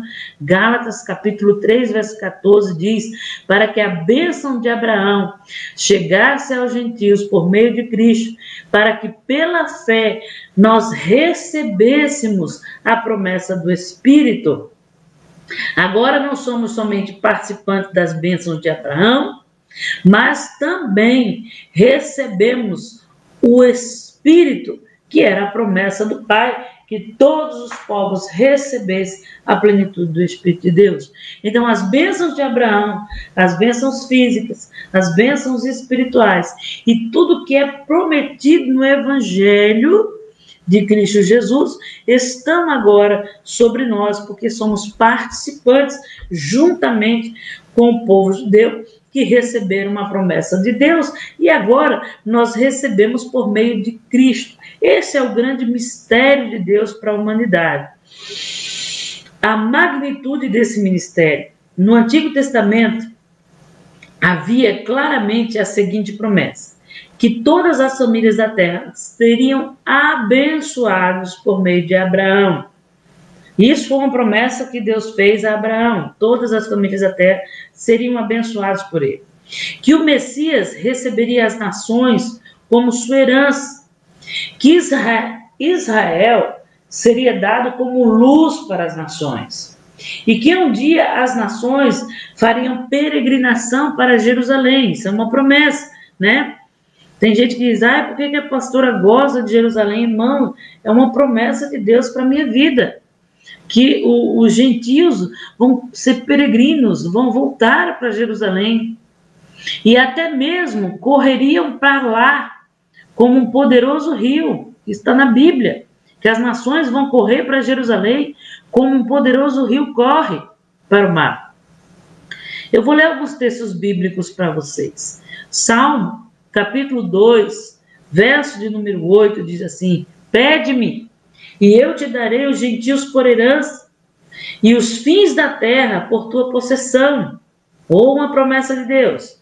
E acontecerá que nos últimos dias, que se firmará o monte da casa do Senhor, no cume dos montes, e se elevará por cima dos outeiros, e correrão a ele todas as nações. Ou seja, quando Cristo se assentar em Jerusalém, no trono de Davi, todas as nações correrão para Jerusalém.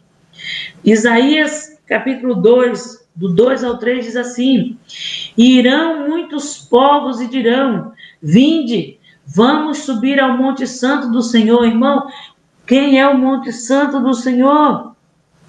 A casa de Deus de Jacó, para que nos ensine os seus caminhos. Eu estou lendo Isaías, tá? Eu não estou falando da minha boca, eu estou lendo Isaías, capítulo 2, verso 2, isso são profecias. Olha o que as nações diz, vinde, subamos ao monte do Senhor, a casa de Deus de Jacó, para que nos ensine os seus caminhos e andemos nas suas veredas, para que de Sião sairá a lei e de Jerusalém sairá a palavra do Senhor. Irmãos, você não vai mais ouvir a pregação do Evangelho por meio da pastora Ligiane. Nesse grande dia, você não vai ouvir a pregação pela Ana Paula Valadão, Márcio Valadão, sei lá de quem que você gosta, Thalita Pereira, sei lá de quem que você assiste. Mas a pregação do Evangelho vai vir pelo próprio Cristo. O próprio Messias se assentará no trono de Davi. E a lei para toda a humanidade será lida de lá.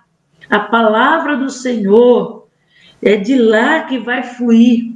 Não somente uma pregação profética, mas a própria palavra, o próprio Cristo vai estar sentado em Jerusalém. E as nações correrão para lá para ouvir as leis do Senhor. A Bíblia diz que Jesus vai fazer a festa de tabernáculo. A Bíblia diz que quem não participar das festas, a sua terra, a sua nação não será abençoada. Então o próprio Cristo vai ensinar a lei de Deus para as nações. A Bíblia diz que será um tempo de grande abundância na terra, que é o milênio de Cristo. Jesus também falou da inclusão dos gentios e os comissionou. Lembra da grande comissão que Jesus fala para os discípulos? Ide por todo mundo fazendo discípulos em toda a terra. Jesus falou dessa inclusão. O próprio Cristo falou dela, né? Por quê? Porque os judeus iam ser luz para as nações. Então, lembra que Jesus diz, eu vim primeiro para os meus, né? Aí agora aqueles 12 homens se levantam para ser luz para os outros, formando discípulos. O mistério pré-estabelecido de Deus, desde a eternidade. Deus estabeleceu isso. É a plenitude dos tempos, ou seja, o cumprimento dos tempos. Que essa verdade que está por trás dos eventos da história, existe um propósito de Deus. O eterno Deus tem um propósito que existe e ele está em andamento. E nós não podemos, irmãos, deixar isso desapercebido, porque o propósito de Deus existe e esse propósito de Deus está em andamento. Deus, ele é soberano, ele controla todas as eras, tempos e circunstâncias. As riquezas insondáveis de Cristo, irmãos, está sobre nós. Efésios 3, verso 8 diz: a mim, o menor de todos os santos, me foi dada a graça de pregar aos gentios o evangelho das insondáveis riquezas de Cristo. Que riquezas são essas que Paulo tem o privilégio de pregar? A ressurreição e a morte. A ressurreição da morte do pecado é uma das riquezas. A libertação da escravidão da carne, do mundo e do diabo é outra riqueza. A entronização vitoriosa com Cristo nas regiões celestes, nós estamos assentados com Cristo, é outra riqueza. A reconciliação com Deus, porque eu e você não tinha acesso a Deus, é outra riqueza. A reconciliação uns com os outros é outra riqueza, a fim de, da hostilidade, derrubando o muro da inimizade entre judeus e gentios, ingressando agora eu e você na família de Deus, é uma riqueza. A herança gloriosa de assentarmos com Cristo no trono de Davi e governar sobre a terra, céus e terra, é outra riqueza. Tá? Oséias, capítulo 6, verso 3, vai dizer que Oséias, capítulo 6, verso 3, diz que devemos almejar, atender, que nós devemos correr e buscar para conhecer. Ele diz, conheçamos e prossigamos em conhecer ao Senhor. Isso deve ser o desejo do nosso coração. Então nós devemos almejar e atender ao rogo do profeta Oséias, quando diz, conheçamos e prossigamos conheçamos e prossigamos em conhecer ao Senhor. Nós devemos buscar por isso, irmãos. O eterno propósito de Cristo está sobre as nossas vidas. Efésios 3:11. Eu vou ler também, para que agora, pela igreja, a multiforme sabedoria de Deus seja conhecida dos principados e potestades nos céus, segundo o eterno propósito que fez em Cristo Jesus nosso Senhor. Então, Efésios capítulo 3, verso 10, está declarando que agora a igreja se constitui na proclamadora da revelação, que indica que ela sempre faz parte do plano divino. Portanto, a igreja não é uma obra acidental de Deus, porque os judeus não receberam a Cristo. Não, faz parte do propósito de Deus, que eu e você estivéssemos inclusos nessas bênçãos e fôssemos proclamadores, fôssemos luz. Portanto, a igreja não é uma obra acidental de Deus, ela foi criada antes de todos os tempos. Ela foi fundada na cruz, ela foi inaugurada em Pentecostes, ela foi manifestada através dos apóstolos e profetas. Essa revelação magnífica não fica restrita aos homens, mas diz que está sendo revelada a principados e potestades, para que eles tenham conhecimento dessa revelação. Através de quê? Da igreja. Então vamos dizer assim, que enquanto o culto está acontecendo, enquanto a igreja está pregando o evangelho, principados e potestades, sejam da parte de Satanás, sejam dos anjos do Senhor, eles estão tendo conhecimento dos desejos e da vontade de Deus através da igreja. Olha como é importante o papel da igreja. Por isso que Paulo vai dizer que a mulher, ela deve ter um véu, ela deve ter uma proteção, ela deve estar guardada por alguma autoridade, seja do esposo, do marido ou de uma igreja, porque principados e potestades estão observando a pregação do evangelho. Por isso que uma mulher não pode sair pregando por aí sozinha. Ela tem que estar debaixo da cobertura de um pastor ou de um marido, né? Paulo deixa isso bem claro e muitas pessoas não entendem esse texto. Por quê? Porque Paulo vai dizer que a mulher foi enganada. E o diabo, principados e potestades, sabem que a mulher tem facilidade de ser enganada. Então, se a mulher ela vai pregar o evangelho trazendo conhecimento e a revelação dos desejos de Deus, da vontade de Deus, para que seja conhecida não somente aos homens, mas aos anjos, então ela precisa estar debaixo de uma cobertura. Por isso que Paulo fala dessa cobertura da mulher. Então, nós, quando pregamos o evangelho e quando nos reunimos em um culto ao Senhor, nós estamos manifestando a revelação do Espírito de Deus, o desejo de Deus, a vontade de Deus, não somente aos homens que ouvem, mas aos anjos, a principados e potestades. Então veja como é importante, irmão, o papel da igreja de Cristo na terra.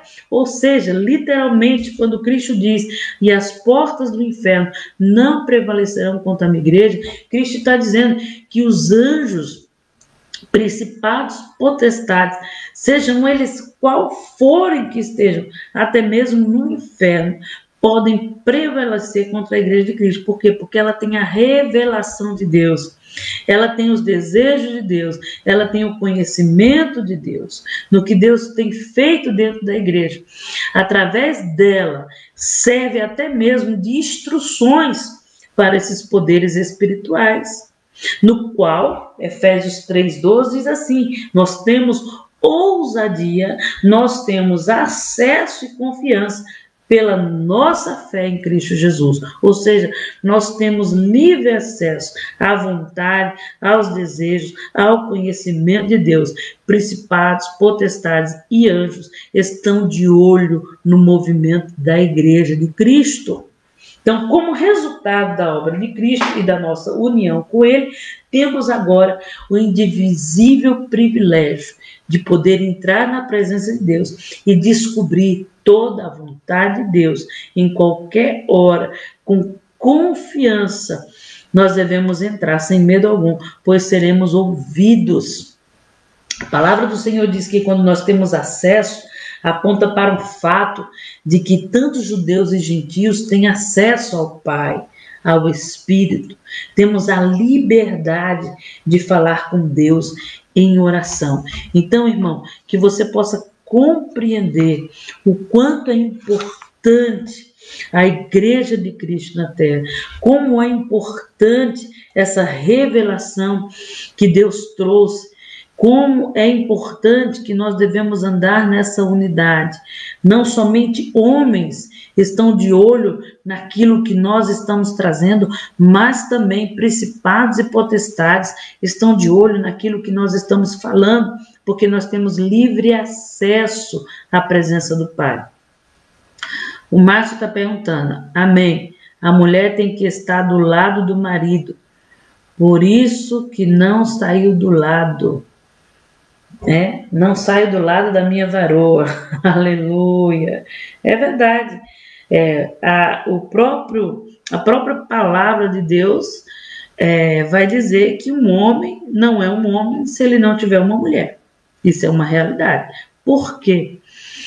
Lá em Timóteo vai dizer, né, que o obreiro, o diácono, o pastor, ele precisa ser casado, Por quê? Porque ele tem uma responsabilidade, ele tem uma maturidade, ele chegou a um conhecimento.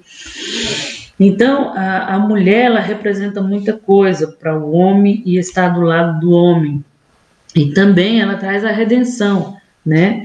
Por meio dela vem a salvação, ou seja, ela dá luz, ela reproduz dentro dela aquilo que Deus produziu no jardim, fazendo com suas próprias mãos. O Salmo 139 vai dizer que Deus continua fazendo isso no ventre de uma mulher, ou seja, nas profundezas da terra, o Senhor me teceu, o Senhor me formou em cada ventre de uma mulher. Preste atenção, existe uma ação de Deus, assim como Deus no jardim formou Adão, ele até hoje, em muitos úteros, né, de mulheres, ovários e trompas, ele está ali com as suas mãos, formando um homem, dando vida ao homem. Salmo 139 vai dizer, né, quando minha mãe ainda nem me conhecia, você já estava me formando dentro dela, conhecendo cada osso, né, formando cada um deles, né? Então, mesmo Deus que no Jardim do Éden formou Adão, dentro de cada mulher, ele formou um ser humano, trazendo vida, né? Por isso, para o cristianismo, o aborto é crime, porque é Deus formando novamente um homem dentro de uma mulher, trazendo vida. O problema é que não estamos mais santificando. Se a mão de Deus está dentro do ventre de cada mulher, formando novamente a vida, a própria Bíblia vai dizer, em um estudo bem profundo, né, isso você tem que ter cabeça para estudar isso, vai dizer que o ventre da mulher ele é santo, e toda a parte genital da mulher é santa, né? Por isso que Paulo vai dizer que é coito santo. O que é coito, irmão? Sexo santo no casamento, né? Porque é uma parte santificada, é um presente. Paulo vai dizer que é um presente de Deus para o homem. O problema é que nós estamos fazendo do santo profano, né? E por isso que está esse pandemônio por aí. As mulheres, homem, quando eu falo que mulher é homem, homem é mulher, é porque os papéis estão invertidos, o homem não respeita mais mulher, a mulher não respeita mais homem, a mulher é tratada como um boneco de prazer, o homem não reconhece essa santidade, esse poder que Deus colocou dentro dela para estar lado a lado com ele, então ele não vai usar isso. A Bíblia vai dizer que a mulher ela é santa, ela santifica a sua casa por meio do sexo, há uma santificação. A Bíblia também vai dizer, e quem diz isso é Paulo, a Bíblia também vai dizer que a mulher sábia edifica a sua casa, mas a tola destrói. Quem é a mulher tola? Aquela que não anda com Deus, aquela que não anda com Cristo, aquela que não tem o poder de Deus, sabe? Uma mulher sem Deus, que toma decisões sem Deus, ela se torna destruidora. Tá? Então, a mulher com Deus, Provérbios 31 vai dizer que ela consegue levantar uma casa sozinha, né? Ela como um navio mercante que vem de longe trazendo na sua embarcação, vem trazendo os seus produtos. Então, a mulher ela tem esse poder. E olha o que Deus deu ao homem, né? Tudo isso para ele como um presente, um desejo de Deus para o homem. Mas a mulher se tornou um desejo do homem, em vez de ser um desejo de Deus para o homem. A mulher se tornou algo insignificante e assim por diante. Aí você diz, nossa, pastor, eu não conhecia isso. Cristo deu tanto valor a isso que ele nasceu de uma mulher para restaurar a posição de remissão da mulher. Ele também, no seu ministério, as primeiras pessoas que o viram foram mulheres, né, para restaurar a posição das mulheres, né, como aquelas que Deus formou para auxiliar os homens, para estar nessa obra. Em Atos 2, você pode ver quem estava, Atos 2 em diante, Atos 3, você pode ver que quem estava na frente do ministério, vamos dizer assim, abrindo as portas, ajudando esse ministério, eram as mulheres. Então, o mundo está essa pandemônio que está aí fora, irmão, por conta da inversão de valores da família. Nós precisamos restaurar isso novamente. A mulher precisa saber o seu valor, a sua força. O homem precisa saber que ela veio como um desejo de Deus para a vida dele.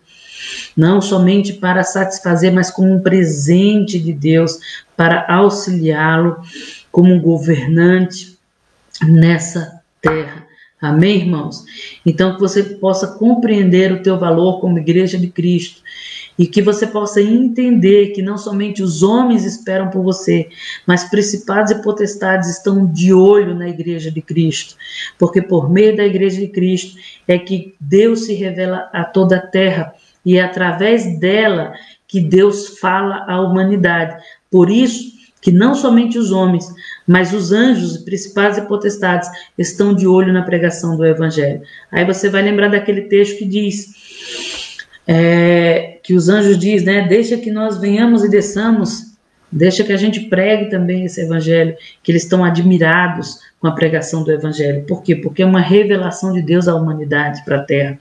Eles não conheciam, e esse conhecimento é por meio do Espírito através da igreja. Então olha como é importante o papel da igreja. Então você vai entender por que o diabo ele quer destruir a igreja, por que a igreja é um alvo de destruição, de fofoca, de contendas, né, de bagunça, porque o diabo ele vai querer destruir as facetas da fé, né? Lembra que eu falei que são 7? Né? Ele vai querer destruir a unidade da fé, a esperança da fé, o Espírito, ele vai querer destruir, né, um só Senhor, um só corpo, e nós vamos deixando de ser esse testemunho. Então a unção que está sobre nós vai sendo deixada de usar nessa terra, então logo, né, o mundo não vai conhecer a revelação de Deus que tem através das nossas vidas e do nosso ministério. Amém, irmão? Que vocês possam ter entendido esse capítulo 3, a qual nós estudamos hoje, o mistério de Deus, qual era o grande mistério. E se vocês tiverem alguma dúvida, vocês coloquem lá no grupo da escola. Amém? Deus abençoe vocês, que o Senhor esteja convosco, e eu espero você no culto hoje à noite. Você que pode, irmão, não se acomode. Nós estamos em um tempo de apostasia. Então, o diabo, o Covid foi muito bem preparado para esse tempo. Eu mandei para vocês no grupo da Escola Dominical o vídeo que fala da médica da FEMA. Quem é o FEMA? São as pessoas e cientistas que procuram diminuir a população no mundo.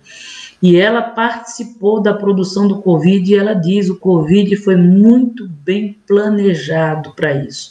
Estamos em um tempo de apostasia, e nesse tempo de apostasia, a igreja precisa se unir para que você não se torne um apóstata.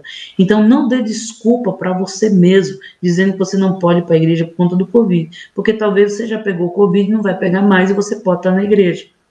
Tá? Você precisa mostrar para teu pastor que ele não está sozinho e que você está na mesma unidade, na mesma fé. Você precisa mostrar para principados e potestades que você está na mesma unidade, na mesma fé. Então, em nome de Jesus, você que pode, se levante e vá para a igreja, irmão. Vá para a igreja.